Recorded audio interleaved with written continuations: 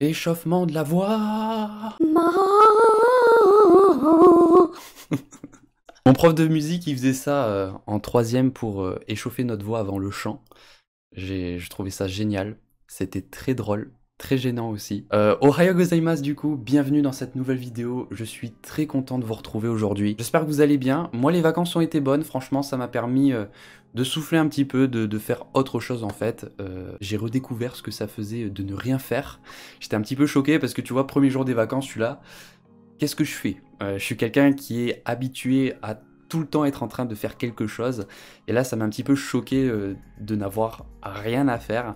Et je vous avoue que c'était un petit peu stressant même, tu vois, parce que t'es là, tu te retrouves...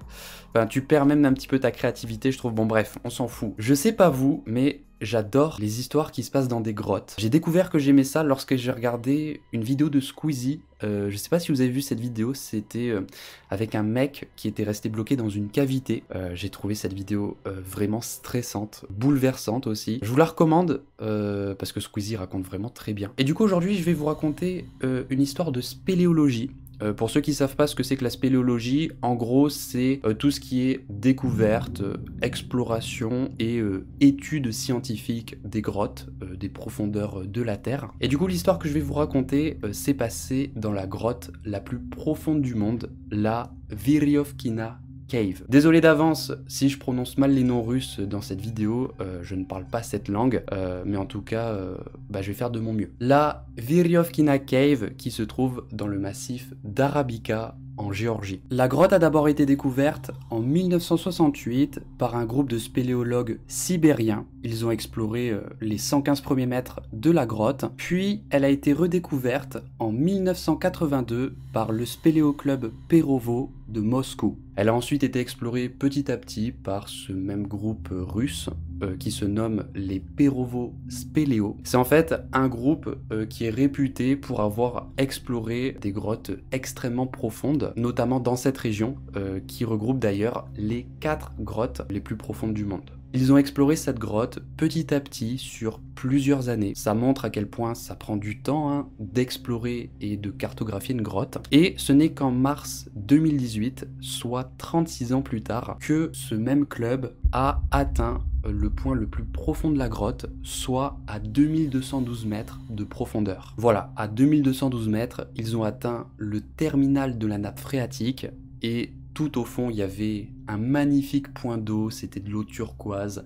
Je vous mettrai une petite photo, c'est vraiment magnifique. Cette expédition, du coup, qui a été menée par Pavel Demidov, qui est le chef de l'expédition. En septembre 2018, soit seulement quelques mois après, l'équipe Perovo Spéléo a décidé de retourner dans les profondeurs de cette grotte pour y explorer des passages qu'ils avaient vus la première fois, mais ils n'ont pas pu aller jusqu'au bout, pour également collecter des échantillons, parce que certainement qu'il y a des espèces rares à une telle profondeur, et aussi pour prendre des photos. Cette fois-ci, ils sont venus avec 2 photographes géographes. Il y avait Robichon, qui va prendre des photos pour documenter la grotte, et également son assistant, qui s'appelle Jeff Wade. Les 2 photographes sont britanniques. Il faut savoir qu'au fur et à mesure que vous descendez dans les profondeurs de la grotte, il y a plusieurs camps qui ont été mis en place. Voilà, pour se reposer, pour se ravitailler, parce que vous vous en doutez que ça prend beaucoup de temps de descendre à une telle profondeur. Juste pour vous donner un exemple,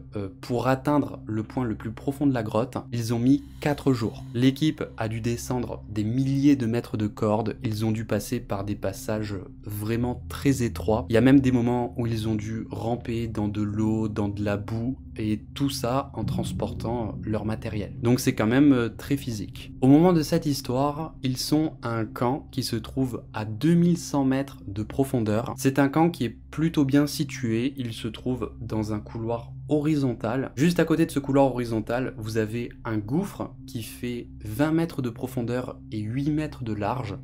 Et après, ça descend encore. Et juste à côté de ce gouffre, vous avez l'ouverture par laquelle ils sont passés pour rejoindre ce camp. Là, actuellement, ça fait 3 jours qu'ils sont sur place. Ils ont exploré des passages qu'ils n'avaient pas pu voir la dernière fois. Ils ont collecté des échantillons et ils ont pris des photos. Il y a 3 membres du groupe qui sont remontés un petit peu plus tôt que les autres. Il y en a d'abord un qui est remonté, ensuite il y en a 2 autres qui ont suivi parce que ces 2 personnes avaient un vol à prendre pour rentrer chez eux. Et lorsqu'ils ont atteint le camp qui se trouve à 1300 mètres de profondeur, ils ont vu à ce moment-là des écoulements d'eau avec des passages qui étaient un petit peu inondés. Alors, c'est un phénomène qui survient tout le temps en spéléologie, hein. Les spéléologues ont l'habitude. En fait, l'explication, c'est que lorsqu'il y a de fortes pluies, l'eau s'accumule et à un moment donné, lorsque le volume d'eau devient trop important, il y a des ouvertures qui cèdent subitement dans la grotte et ça libère toute l'eau. Du coup, les 2 spéléologues ont envoyé un signal d'alerte à leurs camarades qui étaient plus bas, grâce à un système de câbles en fait qui était prévu à cet effet, pour les prévenir du coup de faire attention parce que ça pourrait s'aggraver. L'équipe a bien reçu ce message d'avertissement, ils ne se sont pas inquiétés parce que vraiment c'est quelque chose qui arrive tout le temps en fait. Du coup, à ce moment-là, ils ont arrêté d'explorer, ils sont retournés au camp et ils ont profité du coup de cette occasion pour déjeuner. Environ une demi-heure après avoir reçu ce message d'avertissement, Sean, qui est du coup le photographe qui nous raconte cette histoire, était tranquillement dans la tente en train de manger son bol de pâtes lorsqu'il a entendu un grondement très fort. Lorsque l'équipe a entendu ce grondement, ils sont immédiatement sortis de la tente et ils ont vu à ce moment-là un immense torrent d'eau sortir de l'ouverture.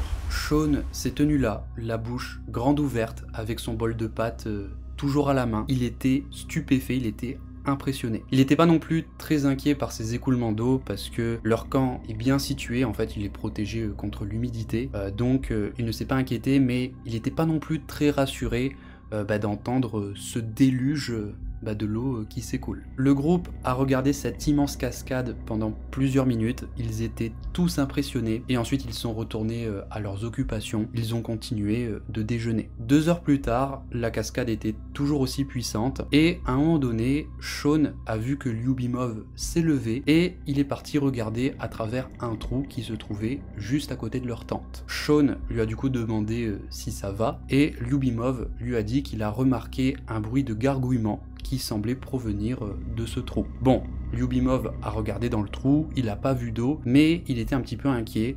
Du coup, il a fait part de ses inquiétudes au chef du groupe qui s'appelle Demidov. Demidov était également un petit peu inquiet. Du coup, il a demandé à plusieurs membres du groupe de l'accompagner pour aller voir. En fait, ils vont essayer de déterminer à quel point le niveau de la nappe phréatique a réellement augmenté. Le chef de l'expédition est donc parti avec 4 Russes pour aller jeter un œil, et même pas 5 minutes après qu'il soit parti, Sean a vu que Lyubimov est retourné voir au niveau du petit trou qui se trouvait juste à côté de leur tente, et il a vu à ce moment-là le visage de Lyubimov devenir tout blanc. Celui-ci a levé la tête vers lui, et de par son regard, il a compris qu'il faut qu'il se case ici tout de suite, sinon ils seront morts d'ici quelques minutes. En fait, Lyubimov, lorsqu'il a regardé dans le trou, il a vu l'eau monter si vite qu'elle se bousculait contre les murs. Sean s'est précipité en panique sur sa combinaison en latex. C'est une combinaison qui est étanche.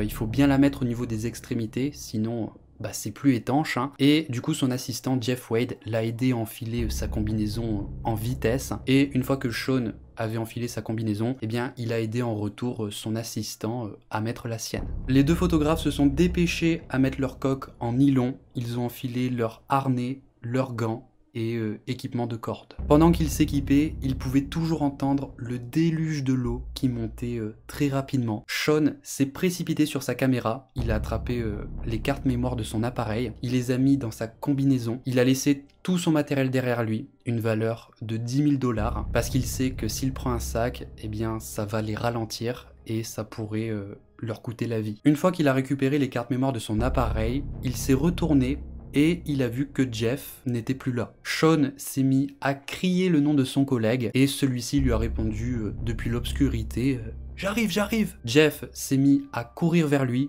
puis il s'est arrêté, il s'est retourné et il a crié après Lyubimov « Mec, on s'en va, on y va !» Lyubimov leur a répondu « Allez-y, j'attendais Midov. Sean s'est précipité vers les cordes, il a traversé le gouffre qui faisait 20 mètres de profondeur, et le gouffre, il était quand même déjà bien rempli d'eau. Il est arrivé devant l'ouverture, il a levé la tête, et il a vu à ce moment-là l'immense cascade. Il n'a pas d'autre choix, il va devoir remonter par là parce que c'est la seule issue. Donc il a attaché ses bloqueurs à la corde, il a pris une grande inspiration, il a baissé la tête et il a commencé à grimper. Il pouvait sentir le poids énorme de l'eau s'abattre sur lui et il parvenait quand même à respirer grâce à une poche d'air qui s'est formée sous son casque. La seule chose qu'il parvenait à voir, c'était la corde qui était en face de lui. Il a continué de faire monter le bloqueur petit à petit et il n'arrêtait pas de se répéter dans sa tête « Mec, juste continue ». À un moment donné, il a réussi à atteindre un endroit où il a pu se mettre sur le côté du torrent. Il a levé la tête pour voir où est-ce que la corde menait et il a vu à ce moment-là qu'elle menait à travers une petite ouverture. Vraiment, il y a à peine la place pour passer. Et bien sûr, à travers cette petite ouverture, eh bien, il y a toute l'eau qui s'écoule d'une force phénoménale. Lorsque Sean a vu ça, il s'est dit non mais c'est mort, je vais jamais passer ça. Mais en même temps, il n'a pas d'autre choix parce qu'il sait qu'il n'est pas monté assez haut pour être en sécurité.